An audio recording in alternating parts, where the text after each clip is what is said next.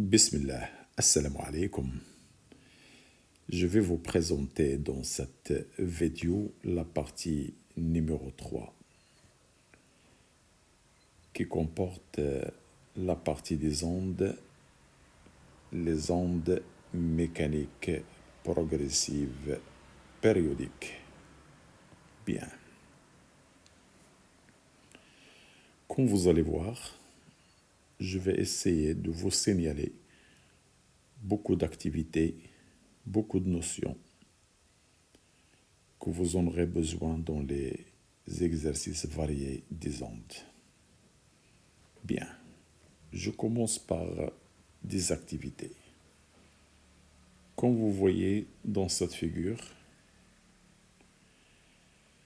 il y a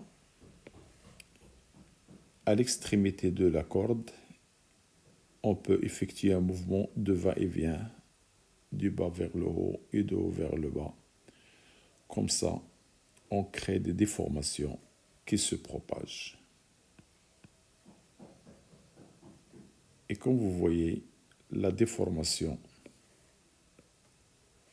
a une direction perpendiculaire à la direction de propagation, c'est une onde transversale et qui se répète, donc elle est périodique.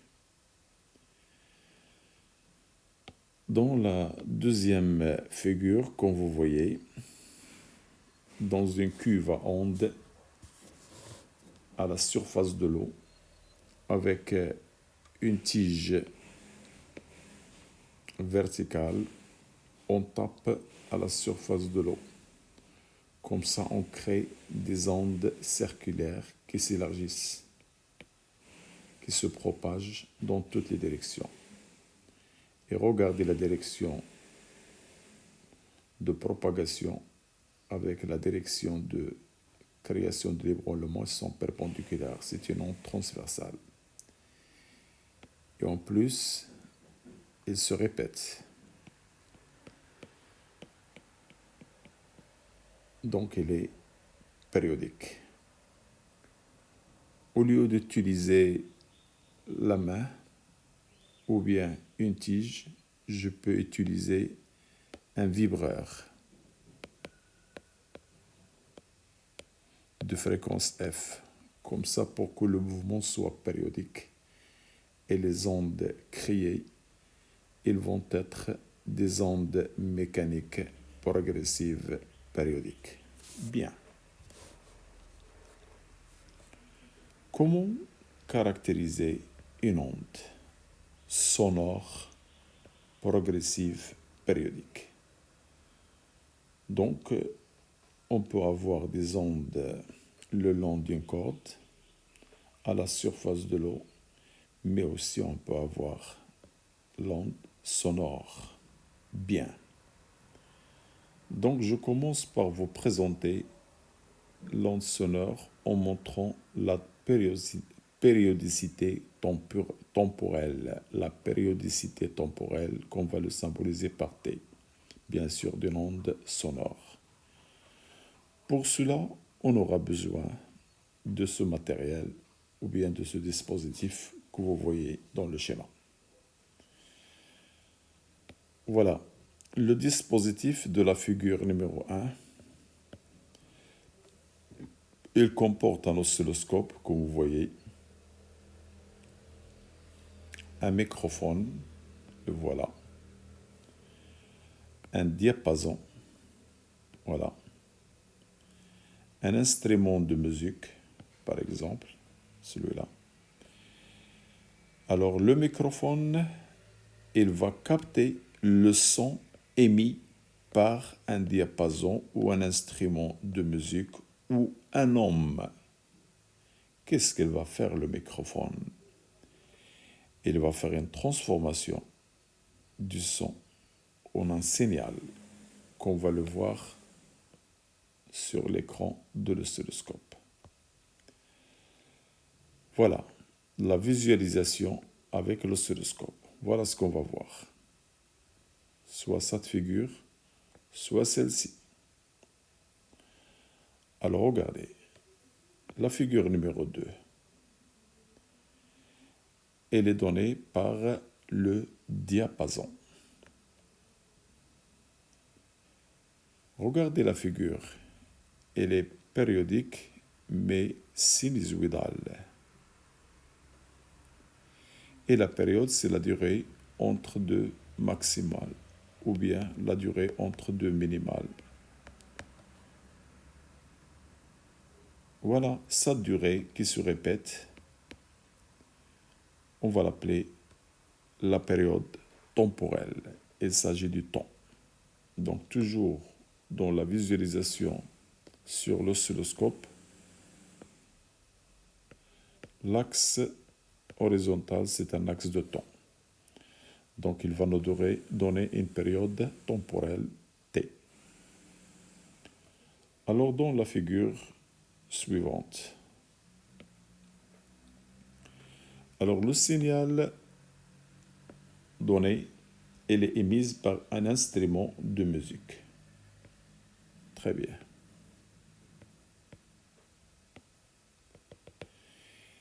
Regardez le signal.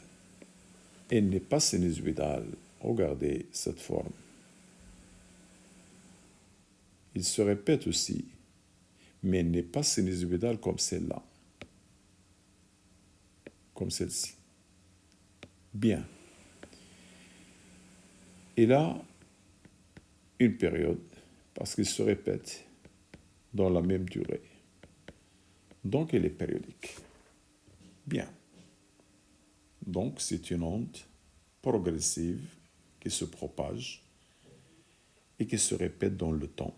Donc, elle a une périodicité temporelle qu'on note T. Voilà. Observation. Dans les deux figures précédentes, les courbes sont comment? Elles sont périodiques. Très bien. Deux périodes temporelles T.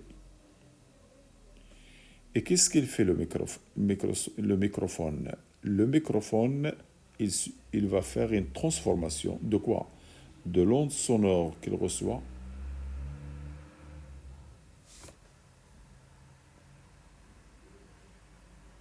en,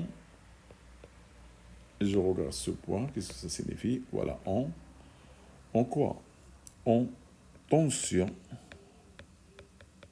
électrique ou bien signal électrique. Toujours ce qu'on voit, visualise dans l'oscilloscope, c'est une tension électrique. Et cette tension vue, elle est périodique. Il va avoir la même période que l'onde sonore qu'elle a transformée. Bien.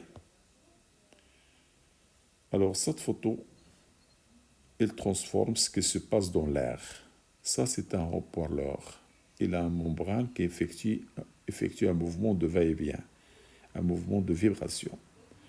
Alors, il va pousser l'air et comme ça, dans l'air, on va voir des ondes. Compression, dilatation, compression, dilatation. Et voilà, une succession de compression et de dilatation pour transmettre le son. Bien. Conclusion. Le son est une onde progressive. Elle est périodique de période temporelle T. C'est quoi donc la période temporelle? La période temporelle de l'onde, c'est la plus petite durée au bout de laquelle un point du milieu de propagation se retrouve dans le même état vibratoire. Cela veut dire, si ce point il est au maximum, donc il va descendre et reprendre la même position qu'il a eu. Donc voilà ce qu'on appelle la période. Ou bien, il est au minimum, donc il va monter et descendre pour reprendre le même état qu'il avait. Ça, c'est une période. Voilà la définition d'une période temporelle. Alors le son est une onde qui se propage dans les milieux matériels, comme l'air, comme l'eau, comme les solides, mais il ne se propage pas dans le vide. Alors je reprends, le son, il se propage dans l'eau, dans l'air, dans les solides. Par exemple, lorsqu'on tape sur le mur, on écoute, on entend le son, voilà. Mais il ne se propage pas dans le vide.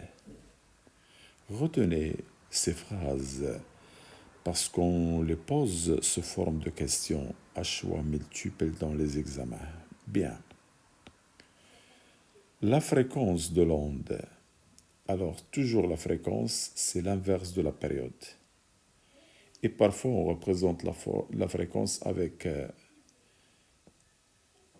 regardez, soit F, soit N, soit mu. Donc, ce sont des symboles de la fréquence. Donc, voilà. La fréquence en hertz et la période en secondes. Très bien. L'intervalle des fréquences d'une onde audible, d'une onde qu'on entend, il varie entre 20 Hz et 20 000 Hz, c'est-à-dire 20 kHz. Alors il y a des sons qui ont une fréquence supérieure à 20 kHz. C'est ce qu'on va appeler ultrasons. Ce sont des ondes que certains animaux peuvent l'entendre. Voilà. Et ce sont des ondes qu'on peut utiliser dans des dispositifs, des radios, par exemple dans le domaine de la médecine. Bien. Alors, on a parlé de la périodicité temporelle. Maintenant, je vais parler à la périodicité spatiale qu'on va symboliser par lambda. Bien sûr, toujours d'une onde sonore. Et après, on va parler de la même chose pour les autres ondes. Surface de l'eau, une corde, un ressort, c'est pareil. Les mêmes symboles, les mêmes définitions. Expérience. On branche les deux microphones M1 et M2 aux voix aux entrées de l'oscilloscope. Voilà le microphone 1 et le microphone 2. On va les relier à un oscilloscope.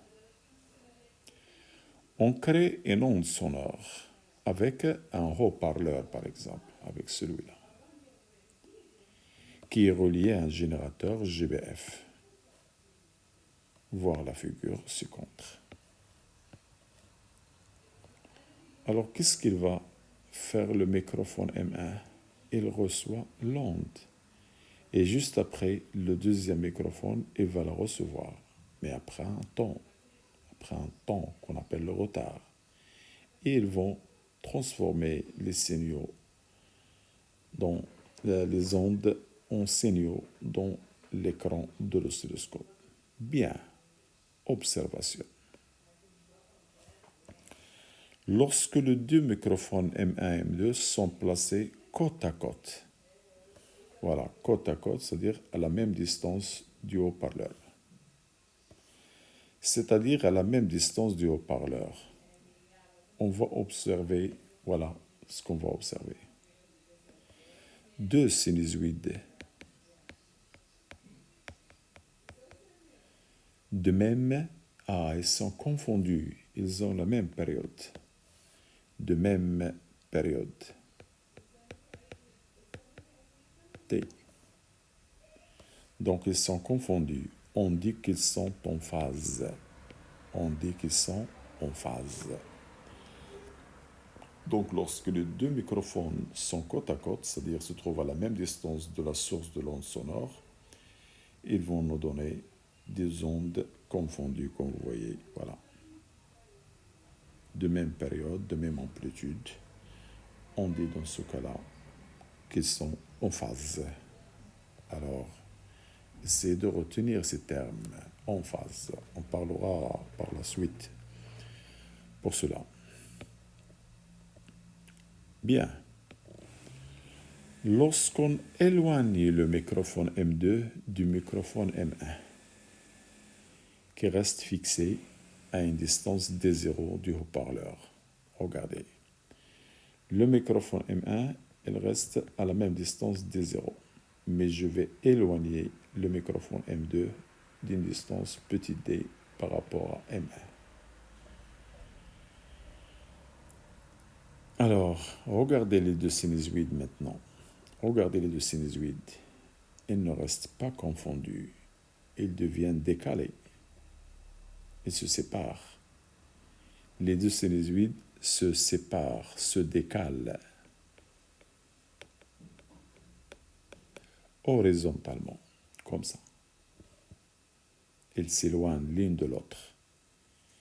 Ce décalage, il va varier ou bien dépend de la distance d. Donc dépend.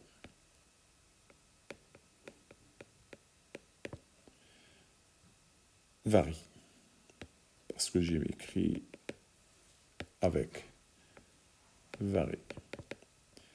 Avec la distance d entre les deux microphones. Voilà. Avec cette distance-là. On verra par la suite comment se fait cette variation. Remarque. Pour une distance particulière entre les deux microphones qu'on va noter lambda. Voilà. Cette distance est exactement lambda entre M1 et M2.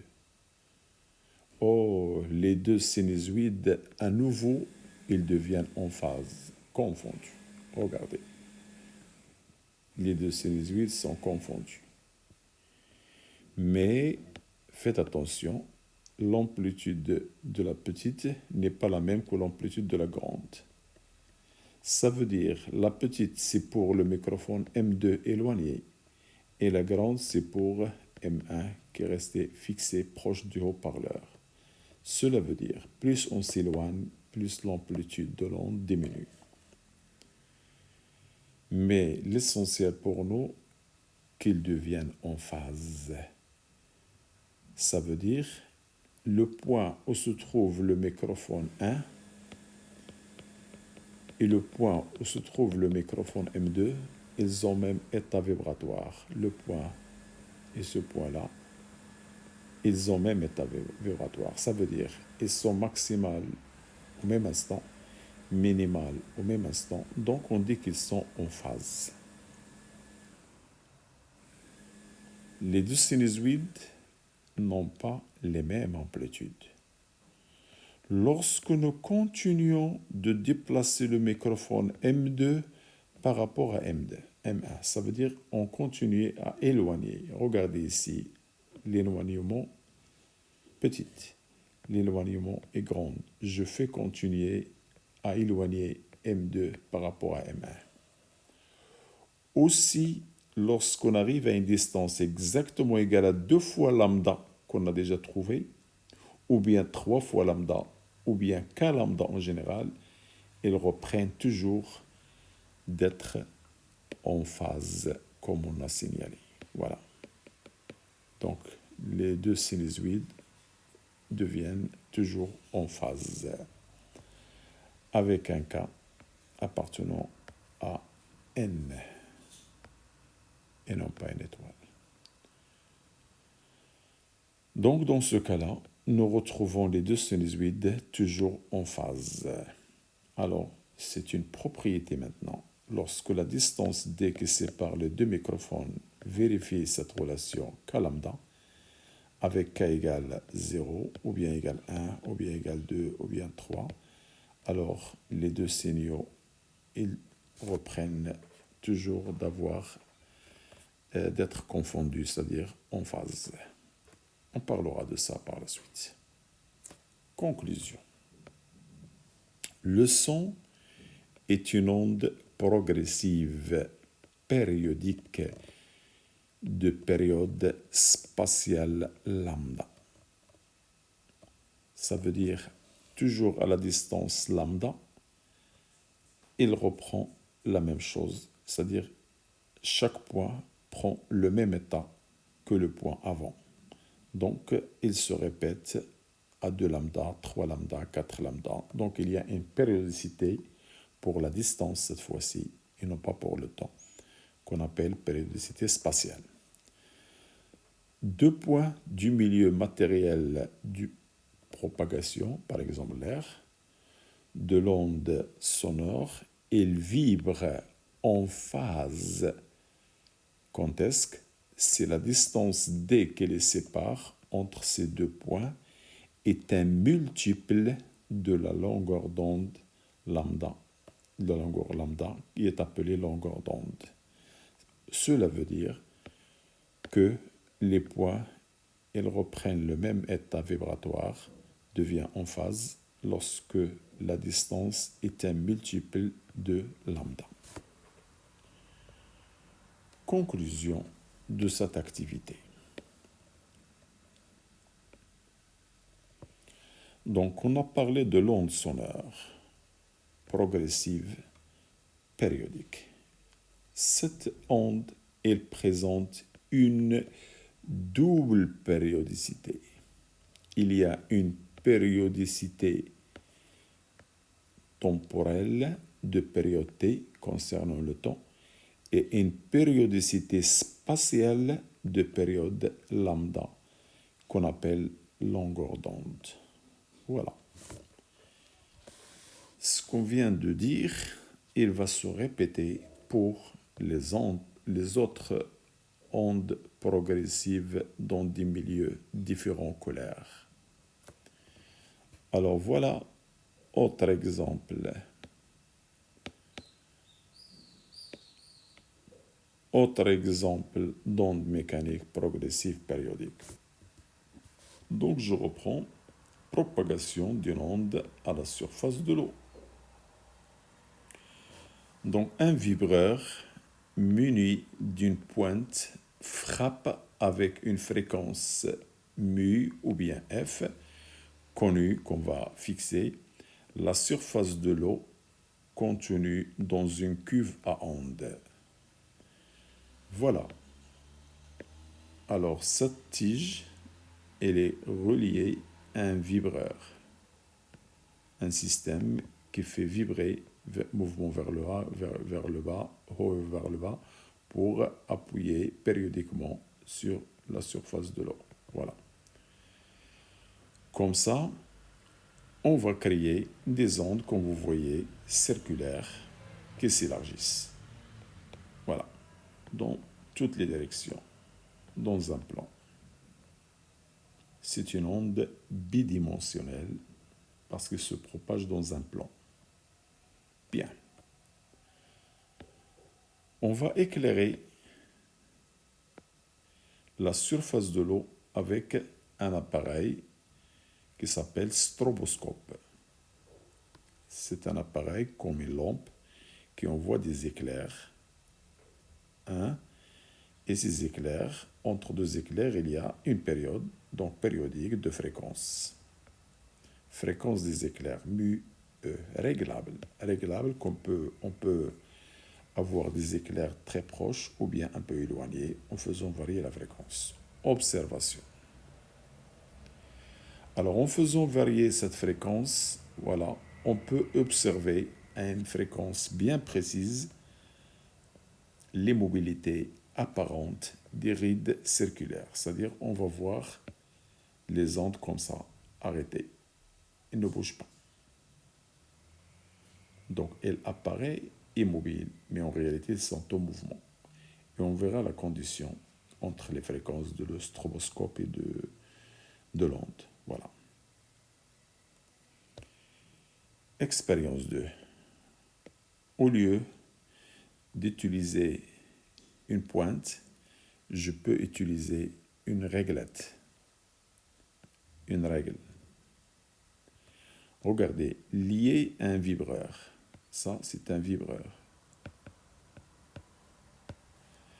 Alors, lorsque le vibreur fonctionne, la réglette, elle tape à la surface de l'eau et comme ça, on voit des rides, voilà, regardez, rectilignes, parallèles, ainsi de suite. Alors, regardez, si le vibreur est muni d'une réglette, les rides observées, elles sont rectilignes. Ah, comme vous voyez, elles sont comment? Elles sont rectilignes. Voilà, parallèles. Aussi, avec un stroboscope, en faisant varier ou régler sa fréquence, à une fréquence précise, on va voir l'immobilité apparente comme ça. Les rides, ils vont apparaître comme ça, immobiles. Ils sont rectilignes. Et cela se fait lorsque la fréquence, regardez, la fréquence du vibreur est égale à une constante K multipliée par la fréquence E des éclairs. Donc voilà la condition pour voir l'immobilité des ondes qui se propagent avec K appartenant à une étoile. On parlera de ça par la suite. Interprétation. L'onde apparaît immobile lorsque, voilà la condition, la fréquence de l'onde est égale à une constante K multipliée par la fréquence du stroboscope, avec K appartenant à une étoile. Alors cette fréquence, c'est une constante. Cela veut dire, si la fréquence augmente, la constante, il va diminuer. Lorsque K prend la valeur minimale qui est 1, alors celle-ci, il va être maximale. Et comme ça, la fréquence devient 1 fois la fréquence maximale. Et on sait que la fréquence est égale à l'inverse de la période. Si la fréquence est maximale, la période doit être minimale.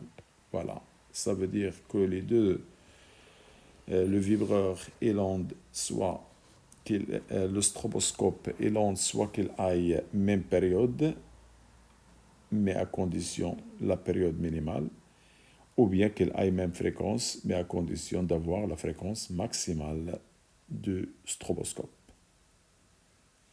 Bien.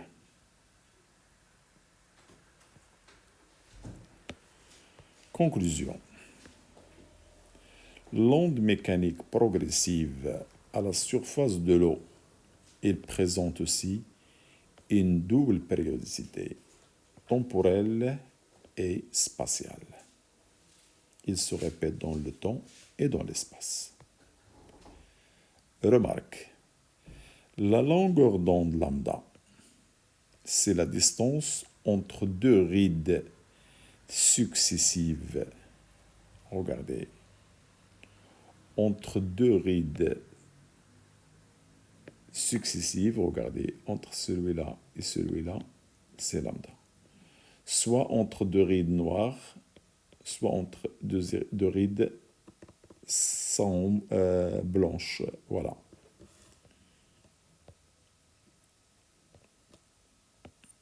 Bien.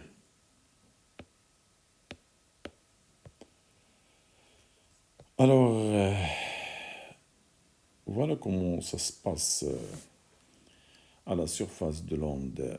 Regardez, l'onde, normalement, il est comme ça. Donc, il a des points en haut et des points en bas. Alors, entre le haut et le haut, il y a des rides éclairées. Et entre le bas et le bas, il y a des rides sombres. Alors, entre le bas et le bas, c'est une période. Entre le haut et le haut, c'est une période. Donc, cela veut dire, entre deux rides éclairées, la distance, c'est la longueur d'onde. De même, entre des rides sombres, la distance, c'est une longueur d'onde. Alors, qui nous a éclairé? C'est le stroboscope. Parce que les points en haut ils sont plus éclairés que les points en bas, qui sont un peu sombres ou bien noirs. Bien. Donc je reprends. La longueur d'onde lambda, c'est la distance entre deux rides successives noires ou bien éclairées. Voilà. Propagation d'une onde progressive sinusoïdale le long d'une corde. Voilà, ce schéma, il vous montre comment il se propage. Donc il y a des déformations vers le haut et des déformations vers le bas, ou bien des ébranlements haut et des ébranlements au bas. Lorsque la main monte vers le haut, il va former un ébranlement vers le haut. Lorsqu'il descend vers le bas, il nous forme une ride vers le bas et comme ça, on va avoir une succession de déformations. Donc ça, c'est la propagation d'une onde sinusoïdale le long d'une corde. Je vais vous décrire une expérience.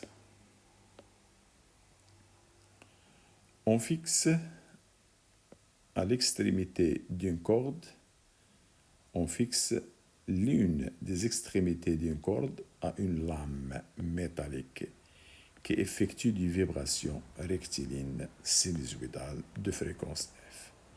C'est-à-dire on va relier l'extrémité de la corde à une lame S qui est reliée à un vibreur qui effectue un mouvement de va-et-vient. Voilà, rectiligne. Et à chaque fois, la corde il va se déplacer vers la gauche, vers la droite et refaire le même mouvement.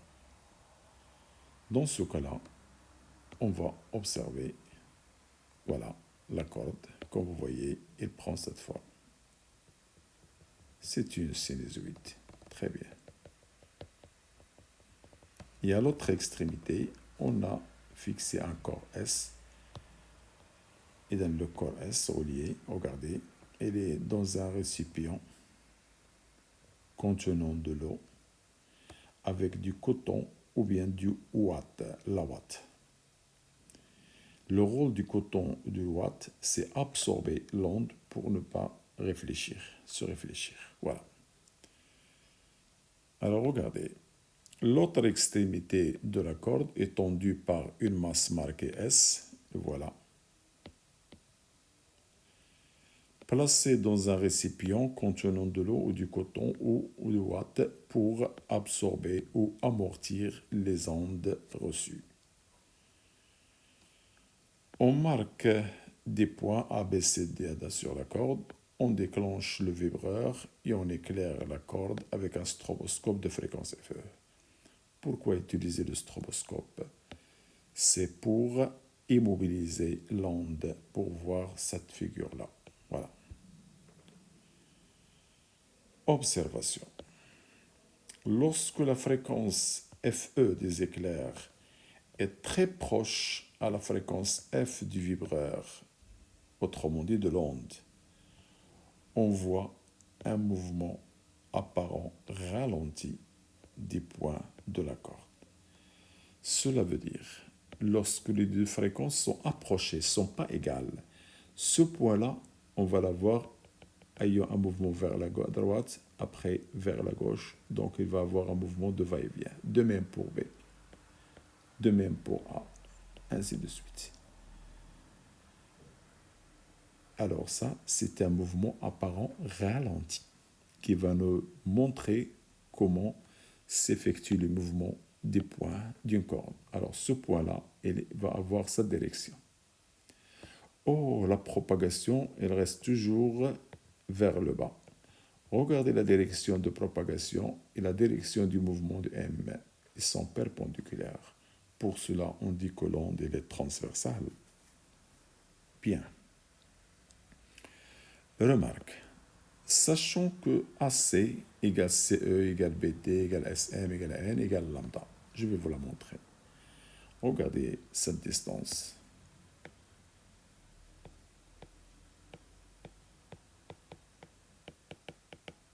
Regardez. Entre A et C, entre deux extrêmes, ça c'est lambda. Entre le point B et D, il y a aussi une distance qui est lambda. Donc ce lambda, il se répète.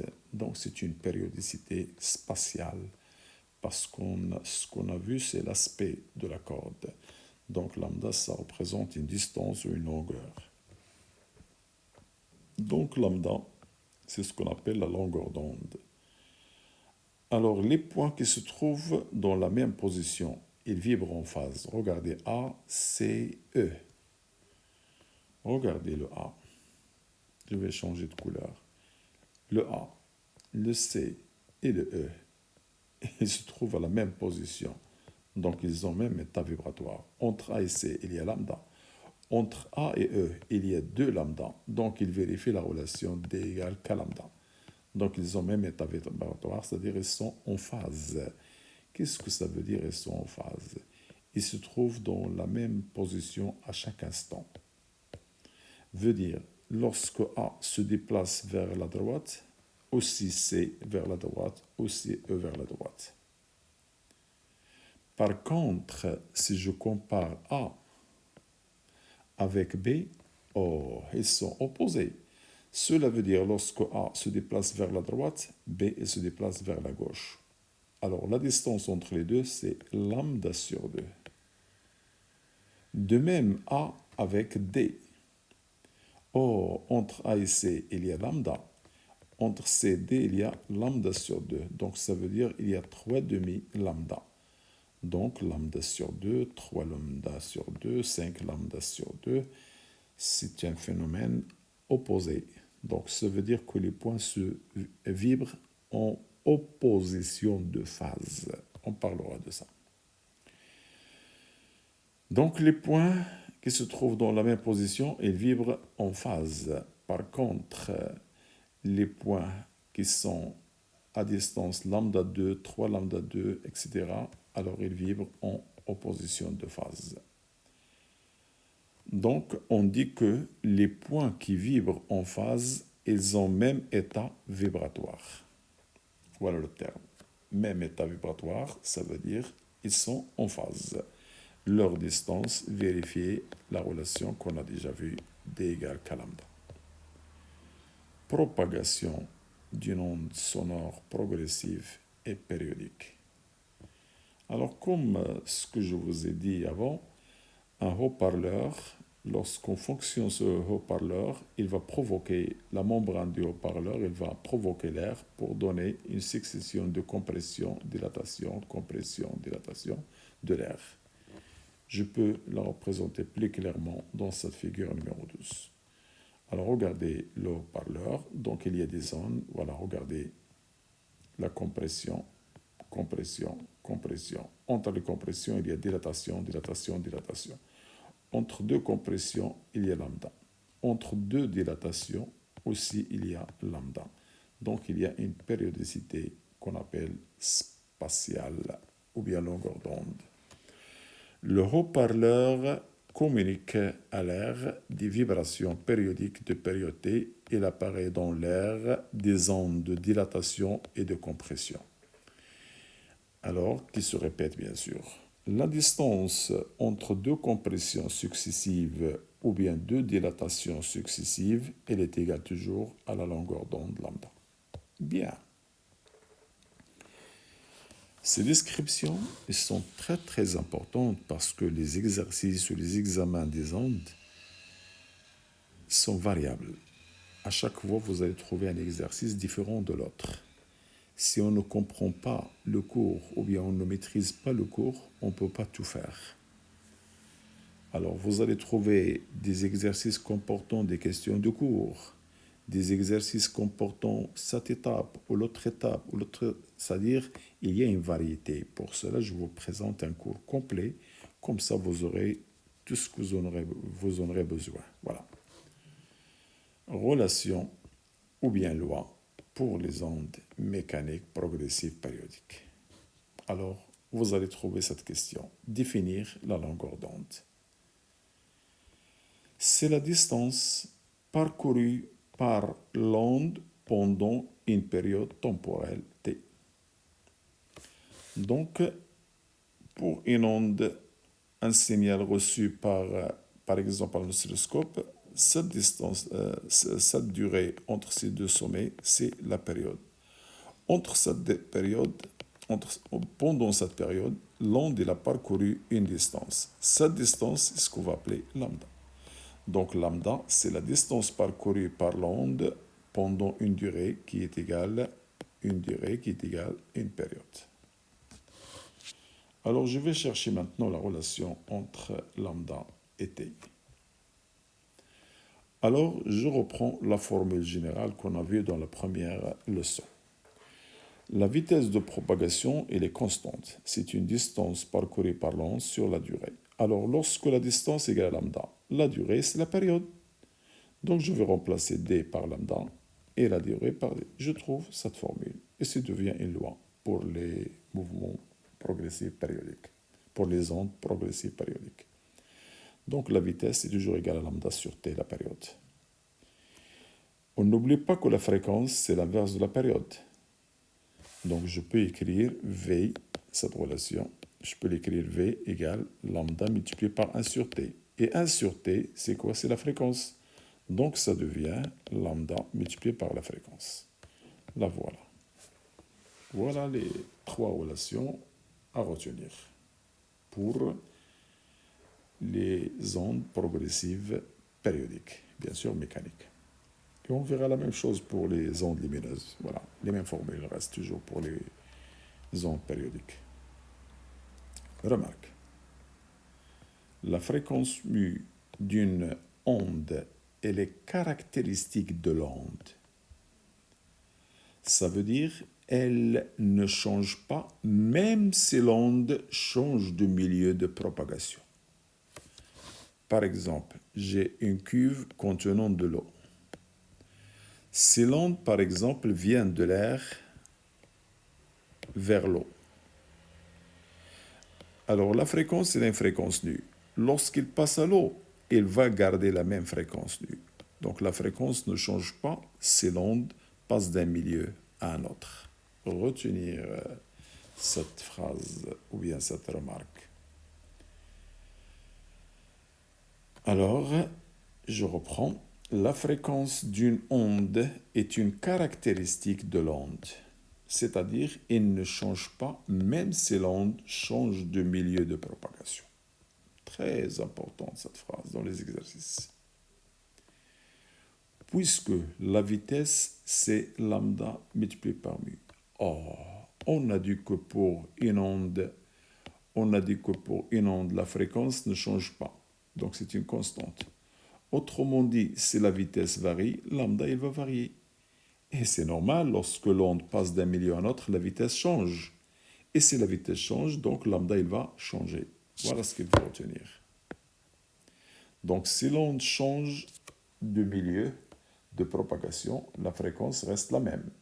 Mais V et lambda, ils vont changer. Voilà. C'est ce qu'on écrit là. C'est ce qu'on a écrit ici. On sait que si le milieu de propagation change, la vitesse V de propagation de l'onde change, alors selon la relation précédente, la longueur d'onde, il va changer. Donc c'est bien cette conclusion. On a parlé de stroboscope. Alors c'est quoi le stroboscope? Le stroboscope, c'est un appareil qui émet des éclairs lumineux successifs de période TE, T des éclairs, et de fréquence FE, fréquence des éclairs, réglable, qu'on peut l'augmenter ou la diminuer.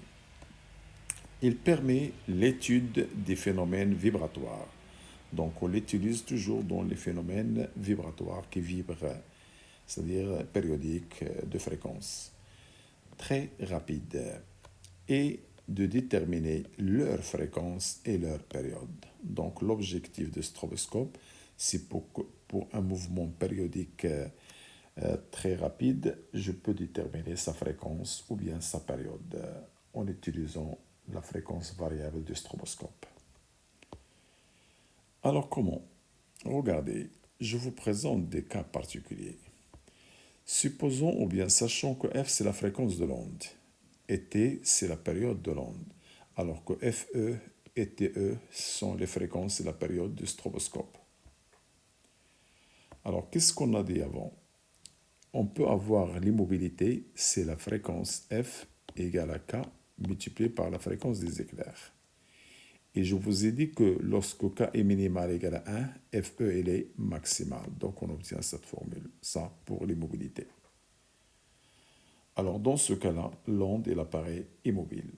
Alors CFE est maximal, donc la période elle est minimale. Alors regardez, c'est la fréquence maintenant est voisine ou très proche de FE, sont pas égales, sont très proches. F un peu inférieur à FE ou bien F un peu supérieur à FE. Voilà ce que ça veut dire très proche. Alors il y a deux possibilités. CFE est un peu inférieur à F. Je n'ai pas mis égal parce qu'ils ne doivent pas être égales. Voilà. Un peu supérieur ou un peu inférieur. Voilà. L'onde, comment elle va apparaître? Au mouvement ralenti. Normalement, le mouvement il est rapide, mais il va apparaître en ralenti, mais dans le sens réel du mouvement. Ça veut dire l'onde, elle apparaît en mouvement, mais dans le sens réel. Le contraire, CFE est supérieur à F. L'onde, il va apparaître en mouvement dans l'autre sens. Voilà, c'est comme s'il se déplace vers la gauche, c'est-à-dire dans le sens inverse du sens du mouvement.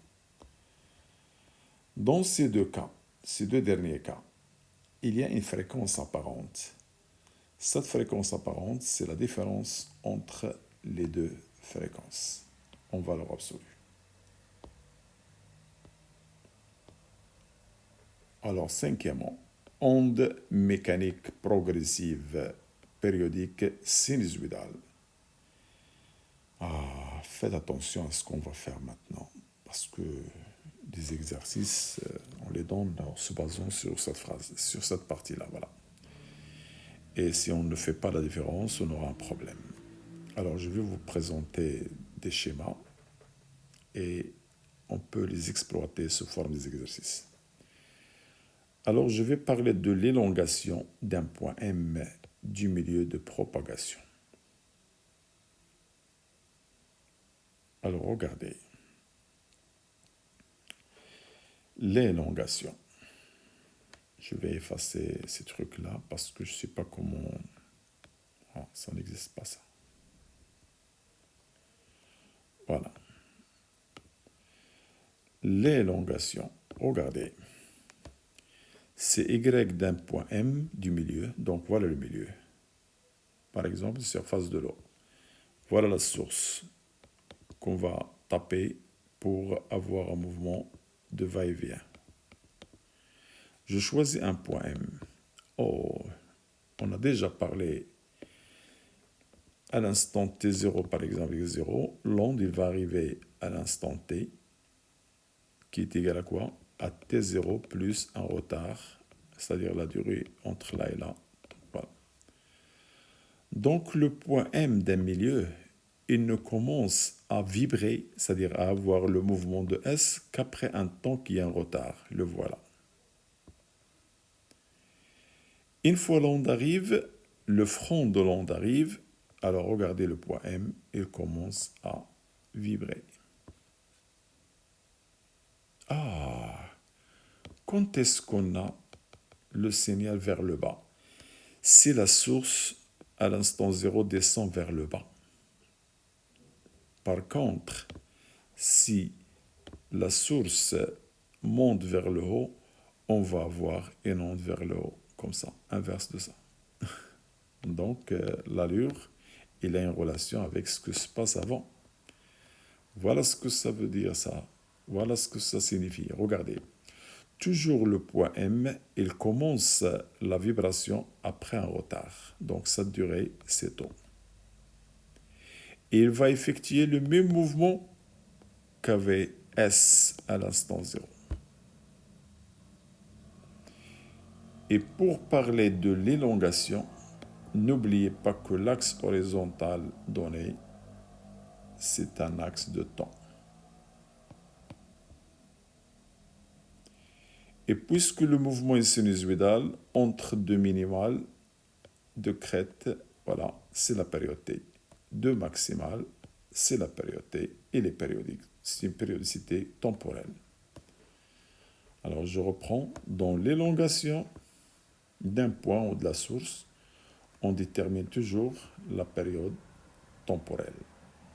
Et l'axe horizontal, c'est un axe de temps. Par contre,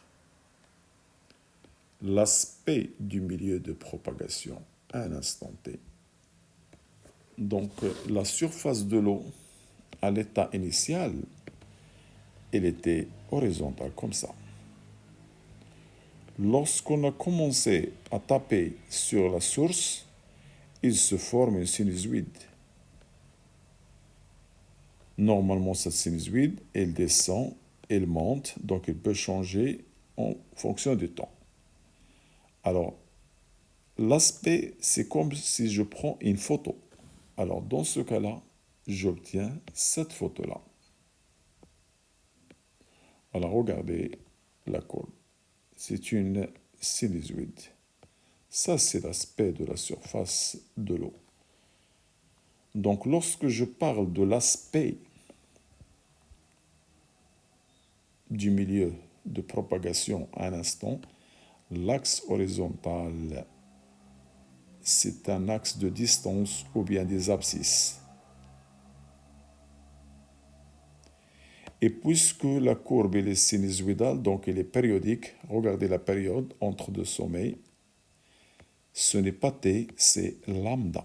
Il se répète en bas aussi, la même chose, c'est lambda. Donc c'est une périodicité spatiale dans l'aspect. Alors je reprends, dans l'aspect du milieu, on détermine lambda. Et dans l'élongation d'un point ou de la source, on détermine T. Très bien. L'état vibratoire de deux points du milieu de propagation d'une onde mécanique périodique. Alors regardez, dans le milieu, il y a plusieurs points. Alors je peux par exemple choisir A, B, C, D, donc il y a plusieurs points.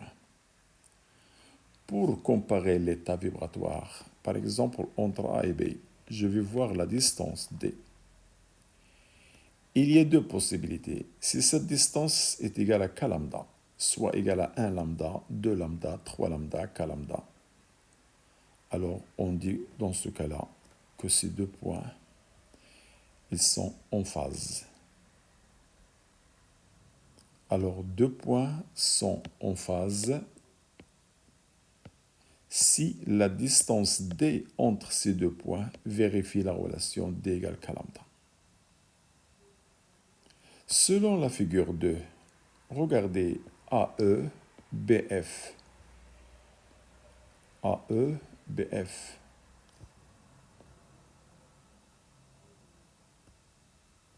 Voilà. Attendez.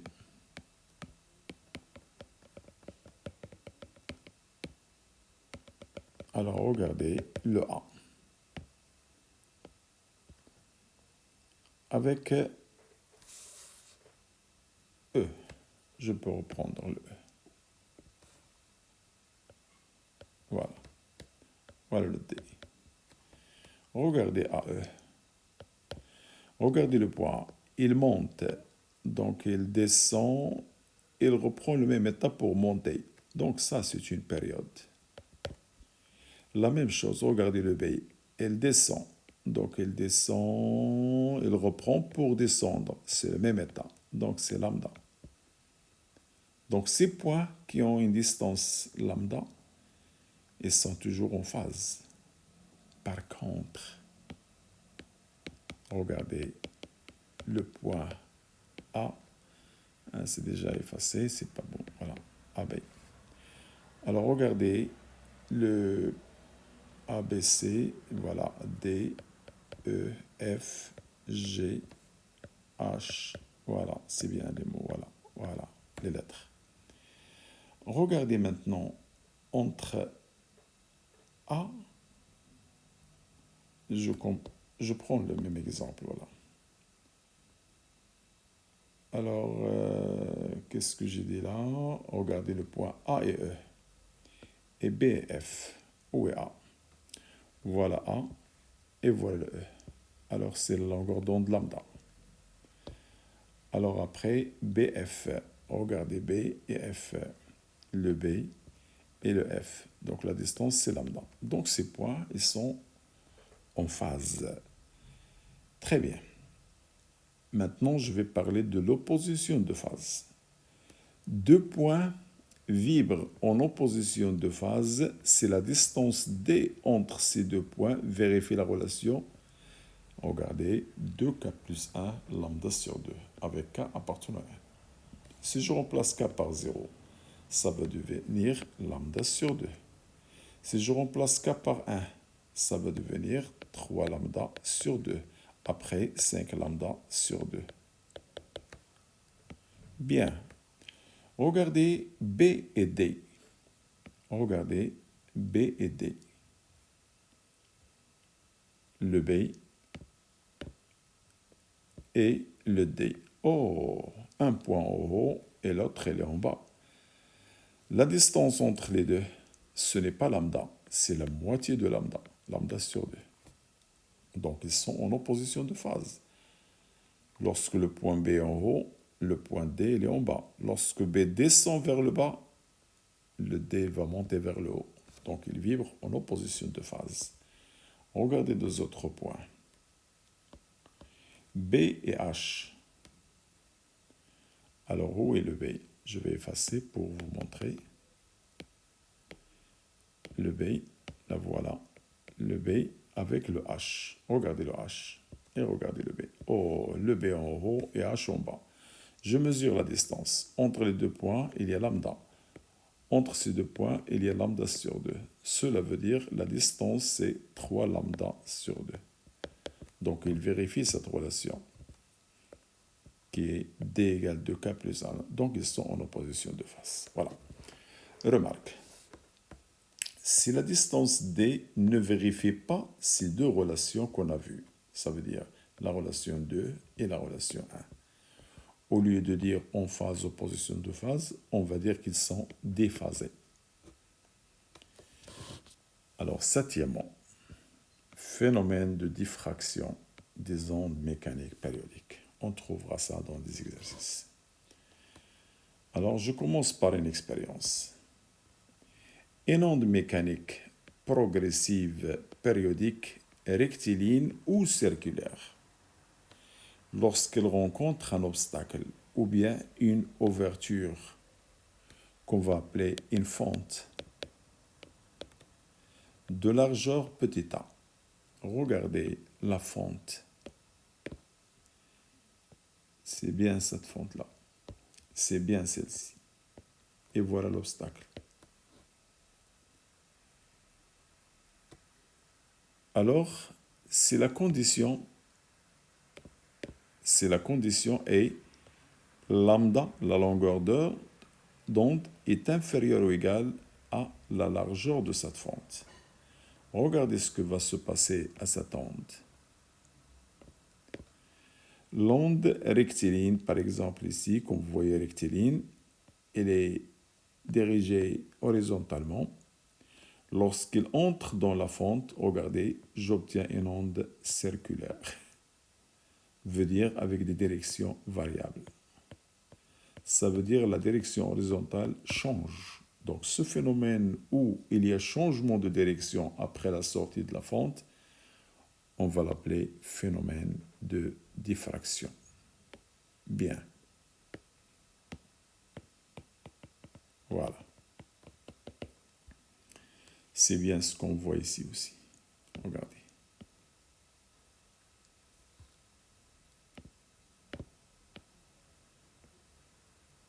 Voilà.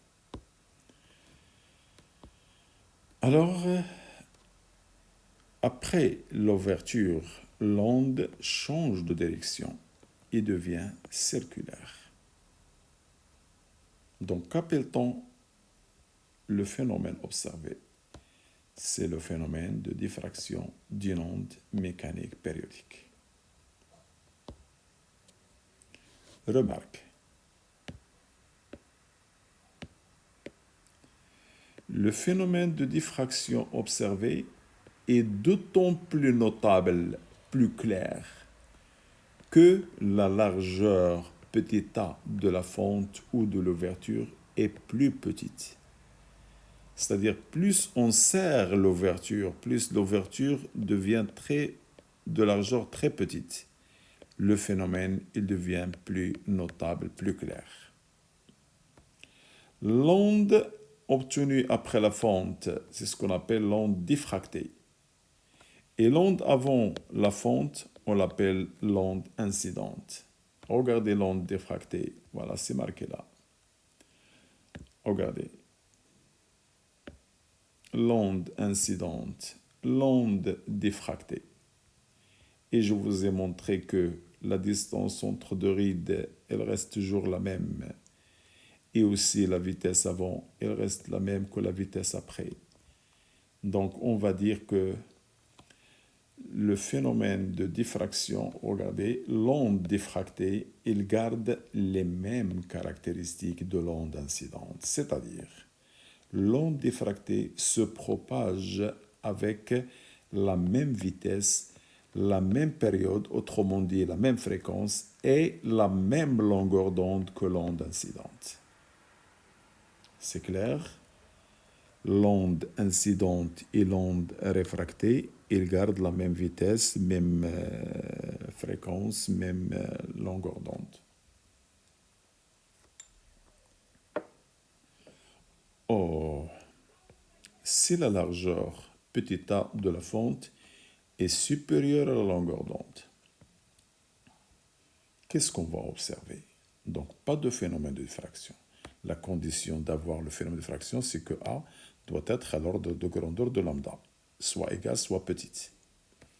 Dans ce cas-là, A est supérieur. Voilà ce qu'on va observer. Alors, l'obstacle, c'est celui-là. Et voilà la largeur de la fente. Elle est grande, supérieure à lambda. Dans ce cas-là, regardez, l'onde, elle va se limiter ici. Donc, on va avoir une onde diaphragmée. Elle est rectiligne, elle reste rectiligne, de même longueur d'onde, de même vitesse, donc ce n'est pas un phénomène de diffraction. Donc, on obtient une onde, non pas diffractée, mais une onde diaphragmée. بالعربية محجبة نقصنا لها من الطول ديالها. Maintenant, le phénomène de dispersion. On commence par vous décrire une expérience. On crée une onde mécanique circulaire à la surface de l'eau d'une cuve à ondes comme on avait avant. On règle la fréquence du vibreur sur des valeurs différentes, c'est-à-dire on peut utiliser des fréquences différentes. Avec un stroboscope, on peut immobiliser les ondes à chaque fois. Donc voilà l'observation. Une fréquence égale à 20, voilà ce qu'on a observé. Une fréquence de 25, voilà ce qu'on a observé. Une fréquence de 30 pour le vibreur, pour l'onde bien sûr. 35. Remarquez une chose. Dans le premier schéma, la distance entre les rides, elle est un peu grande. Alors, plus la fréquence augmente, plus la distance, la longueur d'onde entre les rides diminue. Voilà, diminue. Alors, on va exploiter ces résultats. On mesure la longueur d'onde lambda pour chaque fréquence. On va obtenir ce tableau. Alors, je vais vous signaler une remarque. Parfois, les rides sont très proches. Et ce n'est pas facile de mesurer la distance entre deux rides. Alors, on peut utiliser une règle comme ça. Regardez, par exemple, entre ce point-là et ce point-là. Je peux vous donner sa distance, D. Par exemple, sa distance égale à 6 mm. Alors, comment peut-on déduire lambda? Regardez tout d'abord pour D Combien de lambda on a? Regardez, j'ai un lambda entre le premier et le deuxième. Un lambda et un lambda. Oh, il y a 3 lambda. Donc cela veut dire que lambda égale à la distance donnée divisé par 3. Donc c'est 6 divisé par 3, c'est 2 mm. Et voilà, je peux déduire lambda directement. C'est une méthode mathématique. Voilà, pour la fréquence 20, 25, 30, 35. Voilà ce qu'on a mesuré. Lambda, 1 mètre. 0,9 pour 25 et 0,8 et 0,7. On vous demande de compléter le tableau. On vous a donné la vitesse. Ah, on a déjà vu une propriété. La vitesse, c'est lambda fois nu, multiplié par nu. Lambda multiplié par la fréquence. Donc, je peux changer mu par la fréquence, les symboles. On a lambda et on a la fréquence. Je fais le produit 20 multiplié par 1, c'est 20. 25,09, c'est 22,5. 30,08, c'est 24. 35,07, c'est 20. Oh, regardez, que peut-on déduire? C'est un exercice, bien sûr. Déduction. Donc, on a remarqué que la vitesse n'est pas la même pour des fréquences différentes.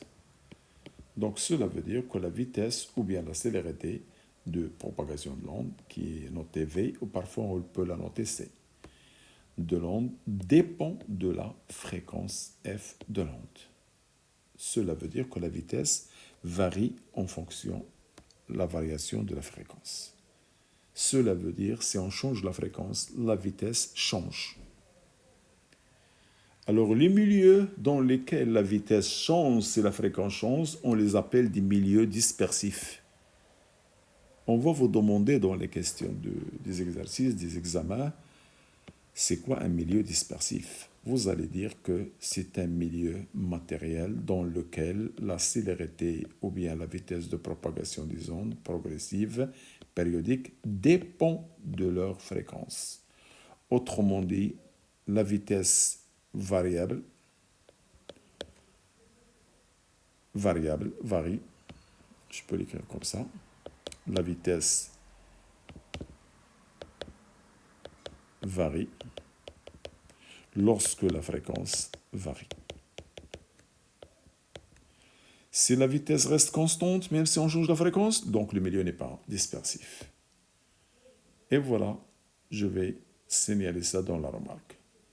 Pour le son, c'est-à-dire les ondes sonores, quelle que soit sa fréquence F, sa vitesse V reste constante, par exemple dans l'air. La vitesse reste 340. Oh, dans un milieu, la vitesse elle est constante. Alors, on va calculer toujours dans les exercices la vitesse du son dans l'air. On trouve 340. Même si la fréquence varie, la vitesse ne varie pas. Oh, la vitesse ne varie pas, même si la fréquence varie. Donc, le milieu n'est pas dispersif. Qu'est-ce que ça veut dire ça? La fréquence du son d'une femme. La femme a une voix aiguë, donc une fréquence très grande. Et la vitesse de son de la femme, elle est toujours 340. Pour l'homme, il a une voix grave, une fréquence petite. Et sa vitesse reste toujours 340. Ça veut dire, malgré qu'on change la fréquence, la vitesse ne change pas, elle reste constante. Donc le milieu n'est pas dispersif.